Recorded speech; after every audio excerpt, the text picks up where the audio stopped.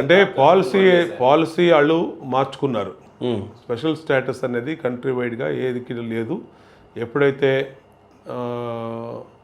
వాళ్ళు గవర్నమెంట్లోకి వచ్చారో అంటే ఈ లెక్కన ఫ్యూచర్లో స్పెషల్ స్టేటస్ అనేది ఉండదనే వాళ్ళు నీతి ఆయోగ్ ఏదైతే వచ్చిందో ఫైనాన్షియల్ కమిషన్స్ ఏ విధంగా అయితే రద్దు చేశారో స్టేటస్ గురించి మనం మాట్లాడుకోవడం వేస్ట్ అనేమో దీని గురించి. అంటే వాళ్ళ నిర్ణయం అది మాట్లాడుకోవటం అనేది మన హక్కుని మనం ఎలా వదులుకుంటాం? ఖచ్చితంగా మాట్లాడతాం.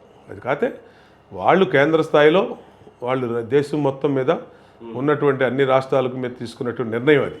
దాన్ని మనం మా ఒక్కదానికి ఎగ్జామ్షన్ ఇవ్వమని చెప్పి ఒప్పించుకునే అవకాశాలు ఉన్నాయి. కానీ అడిగితేగా అసలు జగన్మోహన్ రెడ్డి ఏ రోజైనా ఈ రాష్ట్రం గురించి అడిగితేనే కదా. ఆఖరికి రైల్వే జోన్ ఇస్తే దానికి 60 ఎకరాల స్థలం ఇవ్వలేకపోయాడు విశాఖపట్నం. ఇది నేను చెప్పింది కాదు. రైల్వే శాఖ మంత్రి పార్లమెంట్లో ప్రకటించాడు. కేంద్రానికి విశాఖపట్నానికి రైల్వే జోన్ మేము మంజూరు చేసాం. 62 ఎకరాల భూమి అక్కడ ప్రభుత్వం ఇవ్వనందున మేము చేయలేకపోతున్నాం. ఎన్నో లేఖలు రాసాం ల్యాండ్ అలాట్ చేయండి అని. ఇంతవరకు ల్యాండ్ అలాట్ చేయలేదు అని ఆయన మాట్లాడాడు. ఏం జమ్మని చెప్తారు వీళ్ళు? ఈ వాస్తవాలు సార్. ప్రధానంగా బోండమ్మ గారి మీద వచ్చినటువంటి ఆరోపణ ఎలాంటిది అని అంటే, ఒకప్పుడు గతంలో టీడీపీ కార్యకర్తల మీద ఎలాంటి దాడులు జరిగినా కూడా మీరు అడ్డు నిలిచి కార్యకర్తలకైతే అండగా ఉన్నారు. ఇప్పుడు ప్రధానంగా వినపడుతుంది ఏంటంటే, కేశినేని నాని గారు ఈ క్షణంలో పార్టీ మారడానికి ప్రధానమైన కారణం బోండమ్మ గారు అని వినిపిస్తూ ఉంది. పొమ్మన లేక పొగబెట్టేశారు అని చెప్పి ప్రధానంగా మీ పేరు వినపడతా ఉంది. విజయవాడలో ఇమ్మడిపోలేక వెళ్ళిపోయాను అని చెప్పేసి కేశినేని నాని గారు వెళ్ళిపోయారు. ఇప్పుడు అతను 2 సార్లు ఎంపీ చేశాడు. 2 సార్లు ఎంపీ చేసి అతను లైన్ మార్చుకొని అతను స్వార్థం కోసం వైసీపీకి కోవర్ట్గా మారి ఇక్కడ మాట్లాడటం మొదలుపెట్టాడు. ఇక్కడ యాక్టివిటీ చేయటం మొదలుపెట్టాడు. మేము అనేక సార్లు చెప్పాం. 10 సంవత్సరాల్లో లేని అవసరం కేశినేని నాని గారికి ఇప్పటికేం వచ్చిందంటారు? 10 సంవత్సరాలు ఎక్కడ ఉంది? ఫస్ట్ 5 సంవత్సరాలే అధికారంలో ఉన్నప్పుడు లేదు ఈ విషయం. అధికారం ఎప్పుడైతే పోయిందో అక్కడి నుంచి వైసీపీ వాళ్ళతో టచ్లో ఉంటాం. వైసీపీ వాళ్ళని డిన్నర్లో పెరగడం. ఈ 4 సంవత్సరాలు బాగానే ఉన్నారు కదండి. రేపు ఎలక్షన్స్ ఉన్నప్పుడు ఇప్పుడు లేదు ఈ 4 సంవత్సరాలు కదా, 3.5 సంవత్సరాల నుంచి ఇదే యాక్టివిటీ జరిగింది. వాళ్ళు పైనుంచి ఆదేశాలు రాలే, అతనికి క్లారిటీ రాలేదు. ఆ రాకపోవటం వల్ల వైసీపీలో అతను చేరలేకపోయాడు. మొన్న చివరి మినిట్లో ఆయన క్లారిటీ వచ్చింది, వైసీపీలో చేరారు. అంతేగాని ఇక్కడ ఎవరు కూడా ఒకళ్ళు పెడితే ఒకళ్ళు అంటే వెళ్ళిపోయే పరిస్థితులు ఎవరు ఉండరు రాజకీయాల్లో. ఎవరు రాజకీయం వాళ్ళదే ఉంటుంది, ఫైట్ చేస్తారు తప్పితే అలా పారిపోరు. అంటే పార్టీ కోసం ఆస్తులు అమ్ముకున్న, కంపెనీలు అమ్ముకున్న, పార్టీ కోసం ఆహర్నిశలు కష్టపడ్డానని కేశినేని నాని గారు గతంలో చెప్పారు. ఈ రోజున ఆ పార్టీ నా కోసం ఏమీ చేయలేదు, పైగా నా మీద అంతర్గతంగా క్యాడర్ అంతా కూడా అసంతృప్తితో ఉంది అని చెప్పి అంటున్నారు. ఇక్కడ క్యాడర్ అంటే ప్రధానంగా మీరు వినిపిస్తూ ఉంటారు. సో ఏ రకంగా తీసుకుని? నేను క్యాడర్ని కాదు, నేను లీడర్ని. అది గుర్తుపెట్టుకో. ఆడి క్యాడర్ వేరే ఉంటారు, ఆడి గుమస్తాలు ఉంటారు, అది వేరే ఇష్టం. ఇక్కడ తెలుగుదేశం పార్టీలో అతను మాట్లాడిన మాటలు ప్రతిది కూడా అవాస్తవం. నేను ఒక ప్రెస్ మీట్ పెట్టా. అతను 2014 అతను చూపించినటువంటి ఎలక్షన్ డిక్లరేషను, అతని ఆస్తులు 36 కోట్లు, అతని అప్పులు 62 కోట్లు. ఇది నేను బోండమ్మ చెప్పేది కాదు.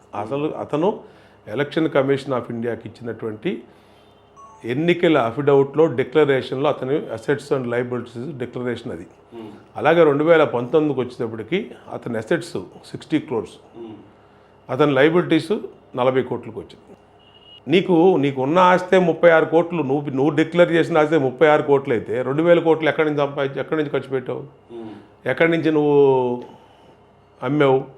కాబట్టి ఇవన్నీ బోగస్ మాటలు మాట్లాడుతున్నా. అతను ఏమనుకుంటాడంటే నేనేది మాట్లాడినా మీడియా నమ్మేస్తుంది, ప్రజలు నమ్మేస్తారు అనుకుంటాడు. కానీ నేను వాస్తవాలు చూపించా, ఇప్పటికీ ఉన్నాయి నా దగ్గర. 2014 నీ దగ్గర మీ ఫోన్లో కూడా వస్తుంది, చూసుకోండి కావాలంటే. 2014 అఫిడవిట్ కేశినేని నాని, 2019 అఫిడవిట్ చూసుకుంటే మీకు తెలుసు. బోండమ్మ గారి పరిస్థితి విజయవాడ సెంట్రల్లో గతంలో జస్ట్ కేవలం 25 ఓట్లతో పోయినా కూడా ఈ రోజున బోండమ్మ గారి పరిస్థితి, ఈ కాన్స్టిట్యున్సీ ప్రజలు నమ్మి ఎందుకు ఓటేయాలి బోండమ్మ కంటే ఏం చెప్తారు మీరు? నా సర్వీస్ చూసి, నా పనితీరు చూసి, గతంలో నేను 2014-19లో ఏ విధంగా ప్రజల కోసం పనిచేసాం, నియోజకవర్గం కోసం పనిచేసాం, ఏ విధంగా వాళ్ళకి అందుబాటులో ఉండి పనిచేసాం, అన్నీ కూడా వాళ్ళ కళ్ళకు కట్టినట్టు తెలుసు వాళ్ళకి. నా గురించి నేను చెప్పుకోవాల్సిన అవసరం ఇవాళ నా నియోజకవర్గ ప్రజలకు లేదు. 2014లో 5 సంవత్సరాలు ఎమ్మెల్యేగా ఉన్నప్పుడు మీరు చేసినటువంటి పనుల గురించి చెప్పాలంటే ఏం చెప్తారు? ఎలాంటి పనులు? అసలు పర్మనెంట్ సొల్యూషన్ చేశాను నేను.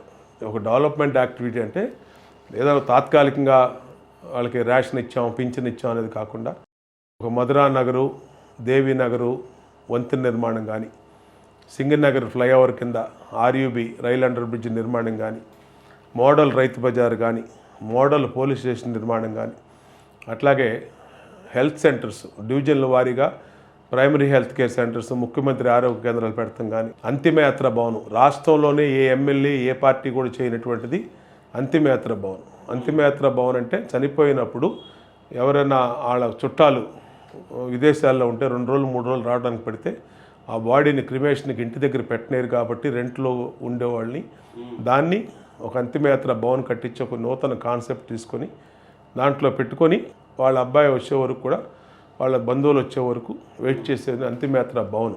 ఇవన్నీ పర్మనెంట్ సొల్యూషన్. అట్లాగే 6000 స్కూల్ రూమ్స్ నేను అదనపు తరగతి గదులు కట్టించా నేను ఎమ్మెల్యేగా ఉన్నా. Madhura Nagar BRTS road double line RUB 40 సంవత్సరాల కళ, ప్రజల కళ. మీ హయాంలోనే? నా హయాంలోనే. ఓకే. దాన్ని ఇంతవరకు కూడా చిన్న చిన్న పనులు ఉంటే ఇంతవరకు పూర్తి చేయలేకపోయారు. ఇట్లాగా బోండా ఉమాకి ఫిక్స్డ్గా లైఫ్ టైం సొల్యూషన్ ఇచ్చినటువంటి పనులు డెవలప్మెంట్ నేను చేశా. ఇవాళ 5 సంవత్సరాలు చెప్పండి వీళ్ళు ఏం చేశారు? అలాంటి చెప్పలేరు, చేయలేదు. కాబట్టి నేను 2014-19 ఎమ్మెల్యేగా ఉండి 2024లో కూడా నేను వాళ్ళు మేము ముందు చెప్తున్నానంటే మీరు తీసుకొని ఇప్పుడు కెమెరాలు తీసుకుని అక్కడికి వెళ్ళినా అలాగే అక్కడ శంకుస్థాపనలు ఉంటాయి, ప్రారంభోత్సవాలు ఉంటాయి, శిలాపలకాలు ఉంటాయి. ఓకే. బోండా ఉమా చేసినాయి. అట్లాగే కమ్యూనిటీ హాల్స్, అట్లాగే రోడ్లు, స్ట్రాంగ్ వాటర్ డ్రైన్స్, అలాగే కాన్స్టిట్యున్సీకి 16 MGD అదనపు డ్రింకింగ్ వాటర్ అలాట్మెంటు, అట్లాగే ఈ పవర్ ట్రిప్పింగ్స్ లేకుండా 4 పవర్ స్టేషన్స్ సబ్స్టేషన్స్ నిర్మాణం, ఫస్ట్ మోడల్ ఇండోర్ సబ్స్టేషన్ నిర్మాణం నా నియోజకవర్గంలో జరిగింది. ఇవన్నీ కూడా నా కళ్ళ ముందు కనబడతాయి.